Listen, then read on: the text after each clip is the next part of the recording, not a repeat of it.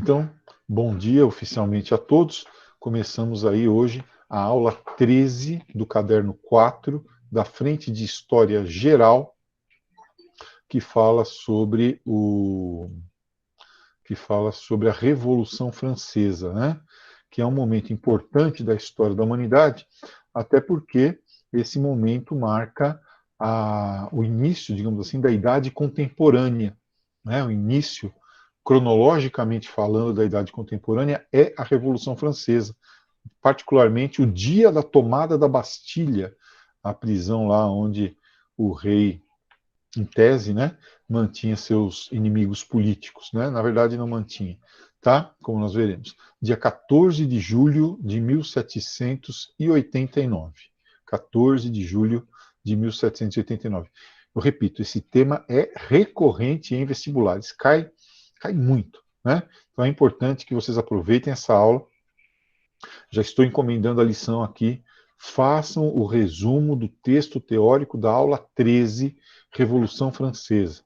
Esse, fazer com atenção mesmo, passem para quem faltou hoje, tá? Para que assista essa aula depois, quando eu mandar, acesse lá no YouTube. É uma aula importantíssima, tá bom?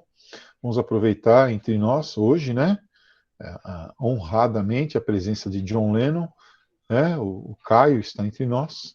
Seja bem-vindo, Caio. Então, tá aí o link, tá? Para quem está entrando agora, para poder registrar sua presença. Revolução Francesa, gente, vamos lá. É uma tripla revolução, tá bom? Tripla revolução. Ela é camponesa, ela é burguesa e ela é proletária. Por que a burguesia assume o comando da revolução, né? Ou da França após a revolução, ou durante a revolução? Porque a burguesia já era uma classe social consolidada. Ela já tinha claramente os seus valores. Ela já tinha passado de classe em si para uma classe para si, usando ali a terminologia do Sartre, que nós vimos em filosofia. Ela tinha consciência dos seus valores, né? Consciência dos seus valores. Então, por isso, né? Vamos começar entendendo como funcionava a sociedade francesa antes da Revolução. Para começar, vocês se lembram, né, das categorias weberianas de divisão social? Castas, estamentos e classes. Castas definidas pelo nascimento, classes definidas a partir da capacidade de consumo e estamentos a partir do status social que a pessoa se encontra. Né? Status ou estado. Então, nós dizemos que a sociedade francesa era dividida por estados. Tinha 3 estados lá. O primeiro estado era o clero, o segundo estado era a nobreza e o terceiro estado era o povo. Só que isso é uma divisão assim bastante arbitrária, né? Porque o clero, ele tinha também dentro dele uma divisão.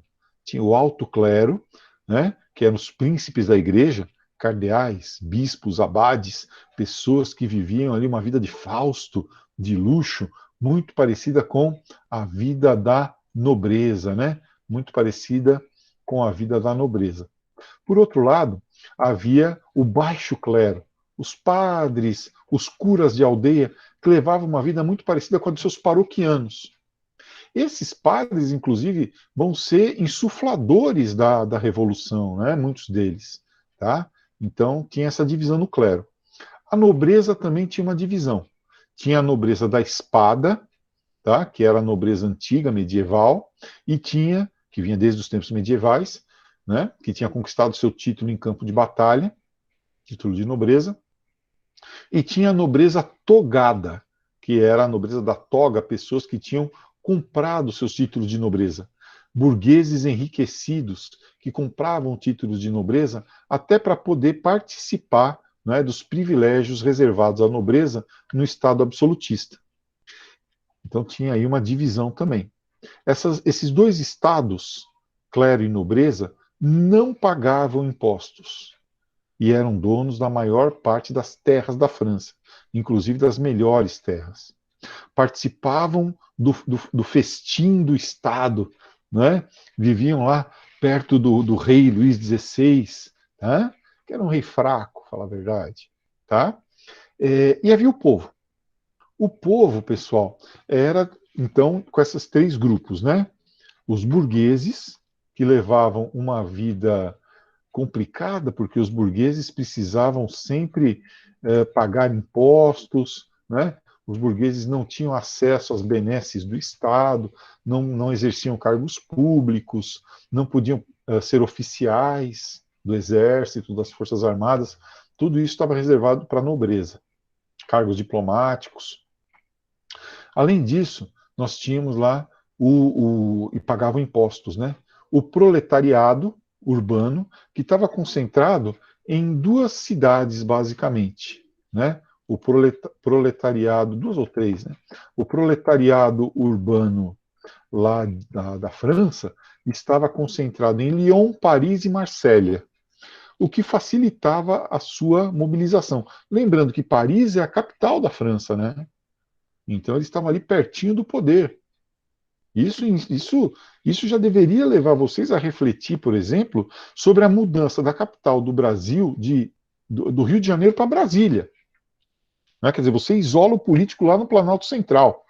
Você coloca um monte de base militar em volta e hoje em dia um monte de plantação de agricultor reacionário para tirar os políticos da pressão aqui do eixo Rio-São Paulo. Se você quiser fazer uma marcha para Brasília, você demora um mês para chegar lá. Tá? E agora não. O proletariado está ali pertinho do rei, pertinho do centro do poder. Né? Bem, e o terceiro grupo é o grupo dos camponeses, que vivia ainda na servidão feudal, né? Vivia pagando taxas para a nobreza, levava uma vida miserável, né? Geralmente em terras que não lhe pertenciam. Meu celular ele vibra com uma violência.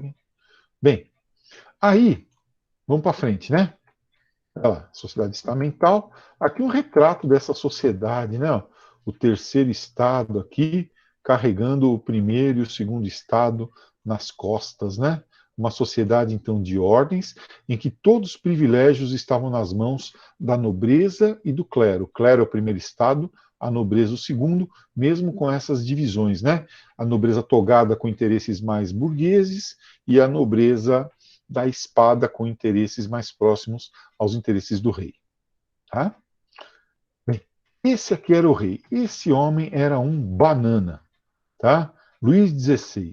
Ele assumiu o trono, né, jovem ainda, tá? Não estava à altura do seu avô Luís XIV, do seu pai Luís XV, né? Não estava. Inclusive, ele se casou com uma mulher chamada Maria Antonieta, né, que era uma princesa austríaca, e que se casou muito novo, né? E já não tinha o pai, etc. Enfim, o pai da moça teve que viajar da Áustria até a França. O pai da moça, o rei da Áustria, Francisco I, viajou da Áustria até a França para ensinar o genro como, eu vou falar assim, consumar o casamento. O que ele tinha que Professor, fazer? Oi? você não está apresentando a tela. Não? Não. Ah, mas que porra! Desculpa, gente. Não, mas eu não acredito. Eu estou com uma apresentação linda preparada aqui, falando igual um idiota. Ó, com base. Bom, não teve quase imagem agora, até agora, né? Foi só falação. Obrigado, viu? Obrigado por me ajudar. Eu tenho na luz aqui escrito, ó, não esquecer de compartilhar a tela. É, sabe? Acontece, professor. Foi um. A idade é uma droga. Bom, então é isso aqui que eu estou passando para vocês. Ó, vamos voltar um pouquinho? Não vou voltar tudo, né? Então aqui é só a imagem, né? Ó, a imagem que eu quis passar para vocês. Esse aqui, então, é o representante do terceiro estado, carregando nas costas o primeiro e o segundo estado, o clero e a nobreza. E esse aqui é o rei Luís XVI, né? Da dinastia Bourbon, que, como eu disse, teve que ser orientado pelo sogro. Já pensou que vergonha? O sogro viajar naquela época para ensinar você o que você deve fazer com a filha do cara. Bom, enfim, esse era o Luís XVI, um homem que não estava à altura, como eu sempre digo, muito parecido com a minha tia Dirce, não estava à altura do cargo, né, da coroa que ele ocupava. Tá? Luís XVI. Bom, Além de tudo, esse rei que tinha esse poder absoluto era um rei insensível, era um rei distante, né, do poder. Ainda bem que você me avisou que agora que o negócio começa a ficar mais detalhado. Ó, o primeiro estado, então, o clero, né, tinha um monte de privilégios, não pagava impostos, tá? Ainda tinha para ele o dízimo e as melhores terras da França, as mais férteis terras da França, de onde saíam os melhores vinhos, inclusive onde foi inventado, meio sem querer, o champanhe, né? Pertenciam à igreja, tá? E é claro que eles não queriam pagar impostos para ninguém, né? Ninguém nunca pagou imposto, inclusive eles rejeitavam a autoridade do rei. Eles diziam que o clero, né, só devia autoridade para, devia satisfação para o Papa. Bom, a nobreza, né, com 25% das terras francesas, ocupando cargos diplomáticos, militares, burocráticos, né, no judiciário, também não pagavam impostos. Bom, se eu tenho dois estados, dois grupos inteiros que não pagam impostos, está sobrando para as costas de alguém. Tem alguém aí que está pagando demais, né? O terceiro estado, olha lá, 80% da população, tá certo? Né? Dividido naqueles três grupos que eu falei, a burguesia, os proletários e os camponeses, parte da burguesia, inclusive, comprando títulos de nobreza, tá? Sujeitos, os camponeses, aí, a ainda boa parte das obrigações que vinham desde a Idade Média, né? E que enfrentavam eventualmente ciclos de fome. Se chovia demais, se chovia de menos, enfim, fome. E perto da Revolução Francesa foram vários anos de fome consecutiva, tá? E o rei não percebia nada disso, né? A divisão entre privilégios e obrigações não era equânime. Gente, isso é perigoso. Vocês que vão ser líderes desse país, vocês que vão ser governantes desse país no futuro, pensem nisso. O que você não dá para o povo, depois ele vem e arranca de você. Às vezes é melhor você dar alguns anéis para não perder os dedos, tá? Então não adianta querer tirar tudo, né? Você tem que ir deixando ali um pão e circo, um Bolsa Família, você tem que ir levando a coisa, senão o povo vem para cima. E pode ter certeza, se houvesse uma revolução hoje, que nem foi essa francesa aqui no Brasil, nós que estamos assistindo essa aula, e eu que estou dando essa aula, nós iríamos perder bastante, viu? Então, cuidado. Ó, o terceiro estado, né? O terceiro estado, como eu disse, já era uma classe para si, né? Principalmente a burguesia. Já tinha noção de seus próprios valores e já identificava no primeiro e no segundo estado o seu inimigo. Então já sabe quem é seu inimigo, né? Nos dias de hoje as coisas ainda meio misturadas, as coisas são misturadas, né? Quer dizer, o peão não identifica muito bem quem é o inimigo dele, ele acha que o outro peão é inimigo dele, né? Essa disputa horizontal. Quando o povão perceber que a coisa é vertical, que o nós contra eles, somos nós de baixo contra eles de cima, aí pode azedar o pé do frango, né? Então, cuidado, tá? Vocês que vão ser líderes desse país, cuidado. A burguesia, então, uma classe para si. O proletariado concentrado Paris, Lyon e Marselha. Tá bom? Vamos lá. Novas ideias, quer dizer, outra coisa que eu preciso que vocês lembrem, uma frase de Lenin, né? Lenin, líder da Revolução Russa, nos disse: não há prática revolucionária sem teoria revolucionária. É preciso praticar a teoria, mas é preciso teorizar a prática. A dialética do processo, né? Então vejam só. O iluminismo vai fornecer toda a ideologia que a burguesia precisa para liderar esse processo. E esses ideais burgueses vão ser difundidos graças à imprensa. Uma imprensa clandestina ainda, tudo bem, uma imprensa de pequena monta, mas ela não precisava ser grande. Porque basta um cara que saiba ler, ele junta ali os companheiros dele, sobe na caixa de mexerica e fala para a turma, entendeu? Sobe na caixa de fruta lá e fala para a turma: ó, o rei sacaneou a gente, o rei é um sacana, tal. Entendeu? Então, você usa a imprensa para difundir as ideias e o fato desses grupos contrários ao rei estarem muito concentrados para iniciar a difusão dessas ideias revolucionárias. Tá bom? para frente. Então, tá aqui, ó, o iluminismo, né? As ideias do Rousseau, da igualdade, do Montesquieu, da divisão do poder, e também as ideias do Voltaire, da liberdade de expressão. Tudo isso serve como arcabouço ideológico para o processo revolucionário. E, mais, inspirado nessas ideias, já tinha o modelo da independência dos Estados Unidos, uma revolução burguesa que derrotou a Inglaterra em 1776, tá? E servia aí de modelo para os revolucionários franceses. Bom, junte-se a isso, crise econômica. Eu tenho ouvido algumas pessoas falarem em impeachment, né? Do presidente Jair Bolsonaro. Não dá para ter impeachment. Não dá. Aliás, eu sou contra o impeachment, né? Porque eu acho que ele foi eleito para 4 anos. Tá? Tem que deixar, tem que ter estabilidade. Se não está bom, daqui 4 anos, daqui 2 anos, muda. Né? Você não pode ficar tirando o presidente como quem troca de roupa. Né? Isso é coisa de republiqueta. Eu tenho ouvido pessoas falarem em impeachment de uma forma até irresponsável. Para que tenha impeachment, precisa ter rua, não dá para ter manifestação de rua. Precisa ter a maioria no Congresso. O Bolsonaro conseguiu aí, com o Centrão, alugar uma maioria ainda que instável. E precisa ter uma crise econômica violentíssima. Violentíssima. Enquanto a coisa estiver mais ou menos funcionando, né, que nem auxílio emergencial, 3 parcelas de 600, ele já está falando em prorrogar o auxílio emergencial, não vai ter impeachment. Nessa época na França, a crise econômica era violentíssima e se arrastava há vários anos. Tá? Na agricultura, ó, os preços dos produtos caíam e os lucros naturalmente também caíam.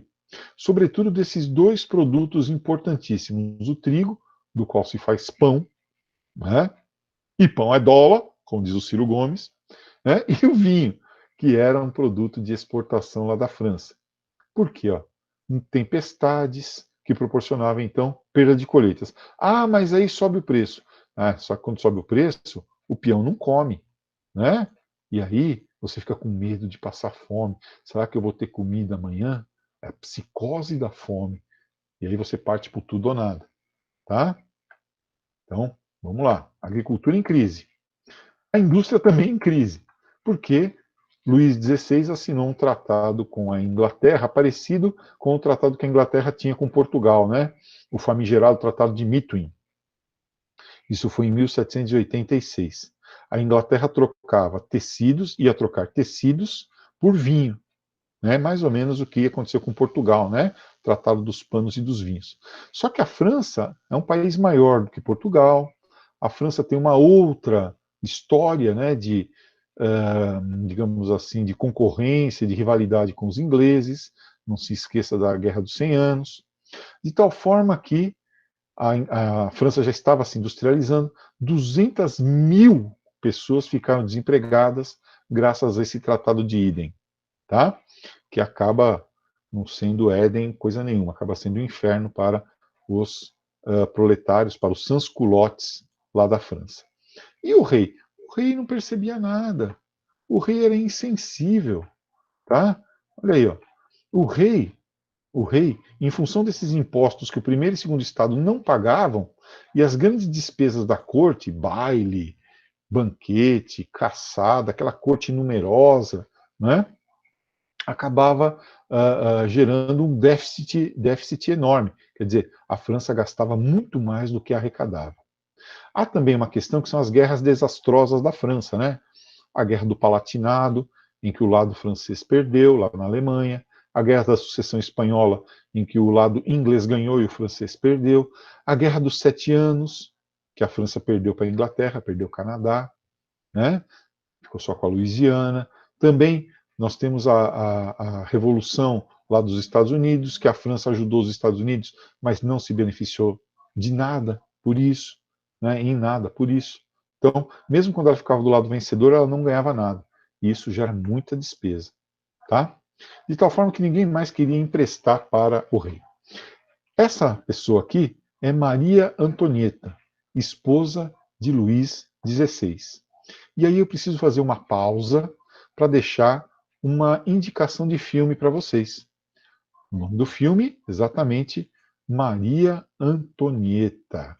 Tá bom? Ó, tem um filme no YouTube, ó, Maria Antonieta, filme completo legendado.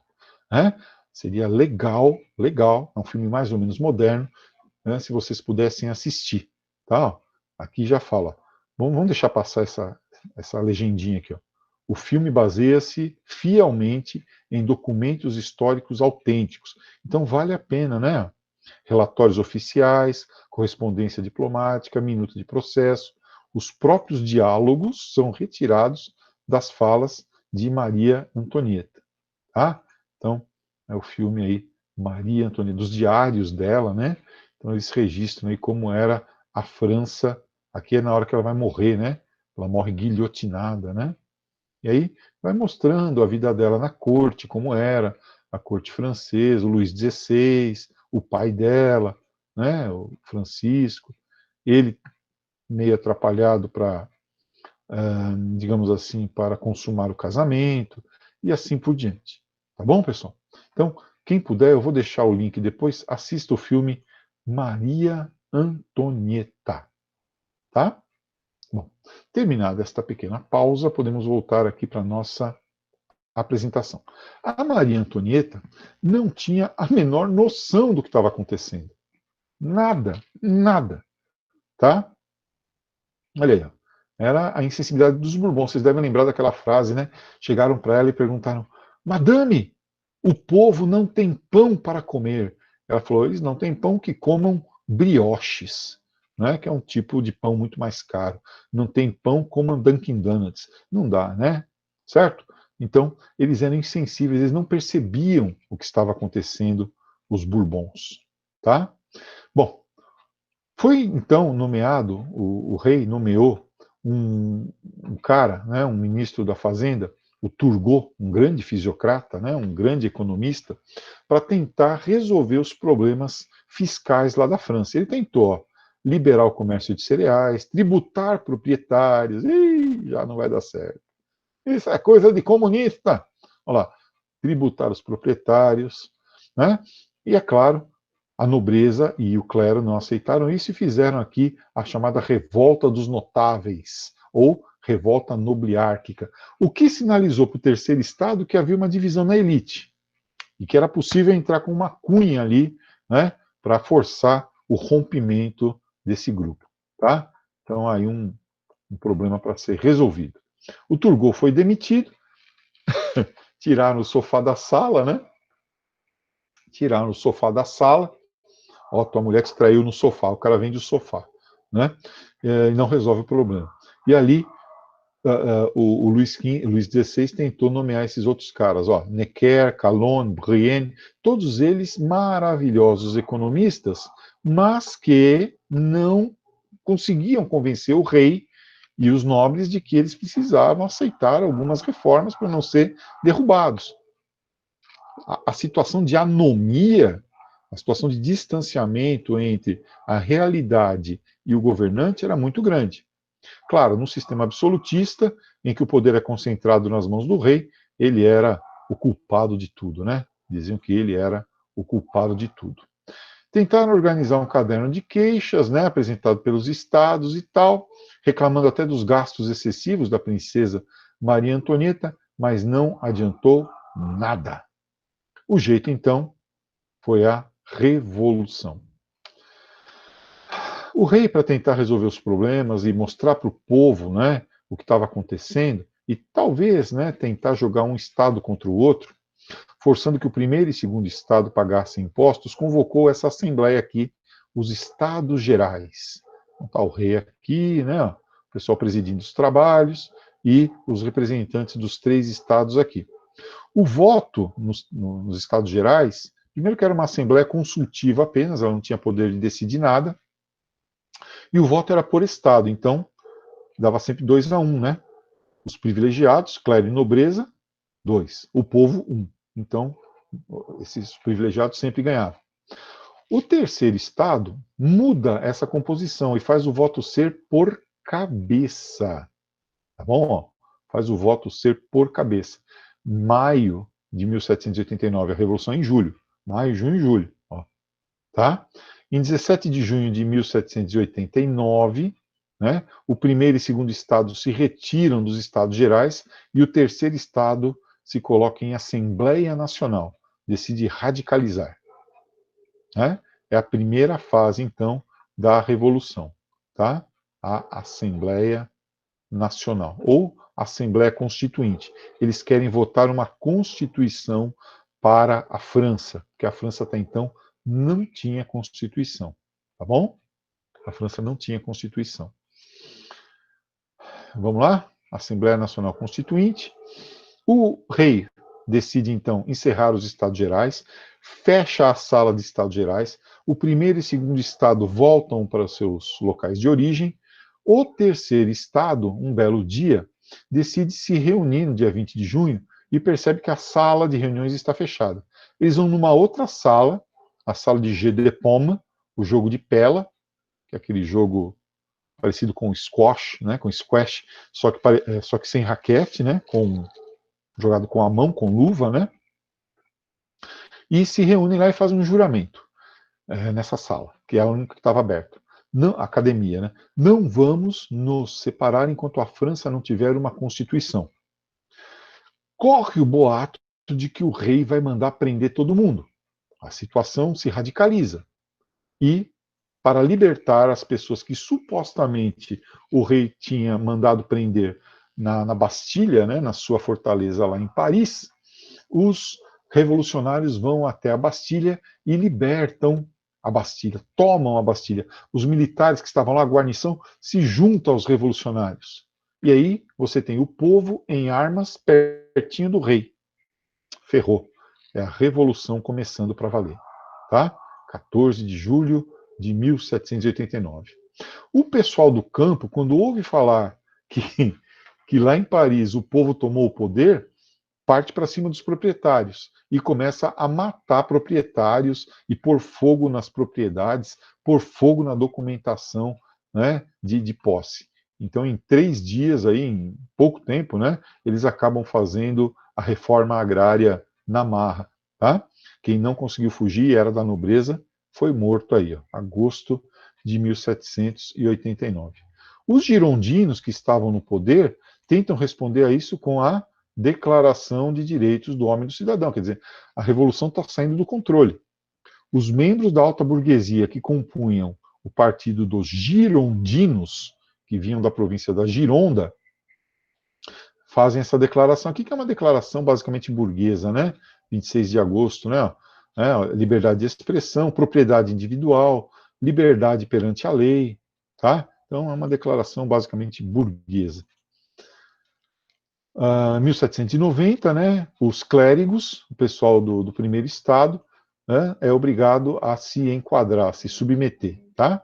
A igreja tem seus bens confiscados, os padres têm que jurar lealdade ao Estado, e alguns se recusam a isso e são mortos. Nós passamos a ter padres juramentados e padres refratários, que acabam sendo mortos. Né? O clero regular desaparece, aquele clero sujeito à nomeação lá de Roma, né, do Vaticano, desaparece e o clero vai ser obrigado a pagar impostos como qualquer outro grupo. Tá? O país é reorganizado, então há uma racionalização da administração, ó, departamento, distrito, cantão e comuna. Né? Então, desde a comuna até o departamento, o Estado todo é reorganizado. Tá? E vem a primeira Constituição Francesa de 1789. Tudo isso em 2 anos. É uma revolução, né? Tudo isso em 2 anos apenas. Tá? Quem está no poder são os girondinos, liderados por Danton. Vem então essa Constituição aqui, ó. Os 3 poderes do Montesquieu, o Estado que não tem religião, Estado laico, né? Os bens da igreja, as terras são nacionalizadas e distribuídas, né? É o liberalismo. O voto ainda não é universal, é censitário, tá? E aí vem a segunda pausa da aulinha de hoje, que eu preciso conversar com vocês sobre esse outro cara aqui, ó, Danton. É o outro filme que eu queria indicar para vocês se aparecesse a imagem. Esse filme, Danton e o Processo da Revolução, nos mostra, é um filme já mais antigo, né? é um filme mais assim clássico, nos mostra, de 1983 esse filme, tá? A figura desse grande revolucionário, Jean-Jacques Danton, tá? Quem faz esse filme, a estrela desse filme é um cara chamado Gérard Depardieu. Aqui o computador decidiu me sacanear, né? Enfim, tem lá no YouTube, eu vou pôr o link para vocês também, tá? Quando mandar aula pelo plural, eu vou mandar o link para vocês. Danton, nome do filme, tá? Legendado, tá bom, pessoal? O Danton, repito, é o Gérard Depardieu. Não vai aparecer nada. Bom, depois vocês assistam aí, por favor, é um filme muito, historicamente muito correto, tá? Indo para frente, então, nós temos aí a tentativa de fuga do rei para se juntar à contra-revolução. Quando ele tenta fugir, ele é pego na fronteira com Luxemburgo, em Varenne, né? Passa, então, a viver em prisão domiciliar, tá? As forças contra-revolucionárias dos países absolutistas, mais os nobres emigrados, tentam retomar o poder e acabam sendo derrotados pela Revolução na Batalha de Valmy. Tá? Os girondinos são acusados de ter facilitado a fuga do rei. Danton é morto. Tá? E quem vai tomar o poder agora já não é mais a burguesia, é a radicalização da Revolução através dos sans-culottes, né? O conceito de guerra total, inclusive, que deu a vitória aos franceses. Até mesmo as mulheres pegando em armas e tal, né? E aqui o sans-culotte aqui dando em cima da coitada que está armada com uma espada. Cuidado. Vem então a República Jacobina. Tá? Ó. Quem toma o poder agora é o Robespierre. Robespierre que aparece nesse filme que eu gostaria que vocês assistissem do Danton. Tá? Ó, então, agora entrou, né, o filme. Ó, deixa eu ver aqui se aparece em algum quadrinho aqui. Ó. Robespierre, esse aqui é o Danton, cadê ele? Aqui. Não, desculpa, esse é o Robespierre no filme, né? E acusando o Danton aí e tal, tá? Seria legal se vocês assistissem esse filme, viu? Camille Desmoulins, então seria muito importante. Esse é o Danton, tá? Que vai entrando ali. Bem, vamos lá que está acabando meu tempo.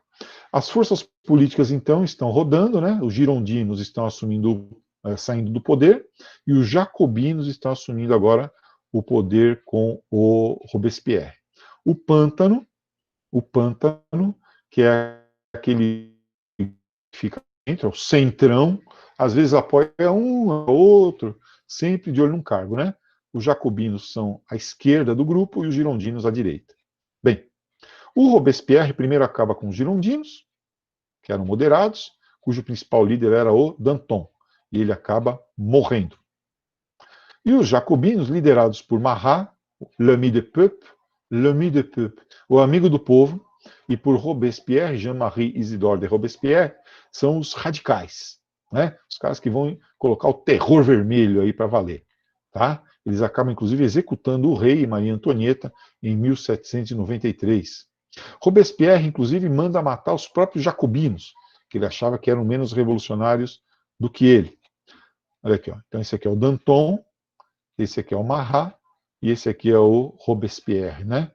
Os três grandes líderes aí da Revolução.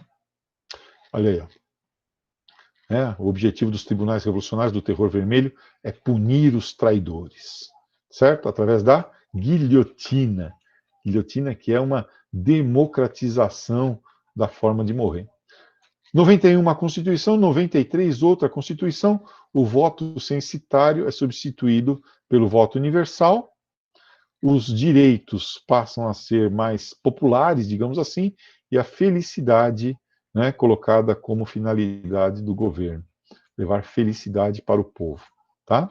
Muda-se o alfabeto, tal, e aí o pântano percebe que é o próximo alvo de Robespierre. O que eles fazem?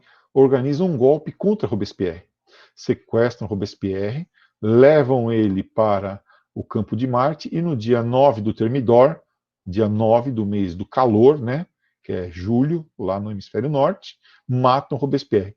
Eles mudaram o nome dos meses, né, o pessoal da Revolução Francesa mudou o nome dos meses para Frutidor, Brumário, Termidor, Vindimário, tá? Bem, acabou então aqui o terror jacobino. E quem vai assumir a última fase da Revolução é o Pântano, é a turma do Diretório. Esse pessoal é corrupto, então você imagina o centrão no poder, corrupção no poder, o pessoal assaltando o poder, a França está sendo novamente invadida, outra constituição. Eles precisam de alguém para acalmar o povo e espantar os invasores da França. Alguém que seja um grande político, um grande militar e tenha carisma. Esse cara é Napoleão, que vai assumir, então, dentro do sistema aí do diretório e vai frear, digamos assim, a revolução. Tá? Napoleão Bonaparte, né, que vai começar o Império Napoleônico. Certo? Ele dá lá o golpe do 18 Brumário, né?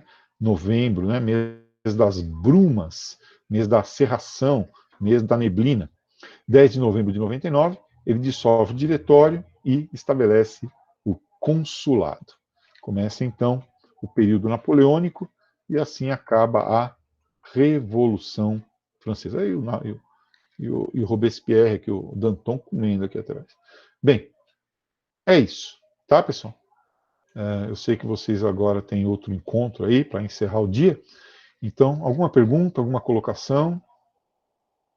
Quem quiser mandar algum questionamento, alguma atividade, 964712214, tá bom? Assistam os filmes que eu deixei aí, Maria Antonieta, ou um ou outro, pelo menos, né? Maria Antonieta ou Danton e o Processo da Revolução, tá? Até segunda-feira a gente se vê de novo. Façam o resumo da Revolução Francesa, tá bom? Teoria da aula 13 do caderno 4 de História Geral. Tchauzinho.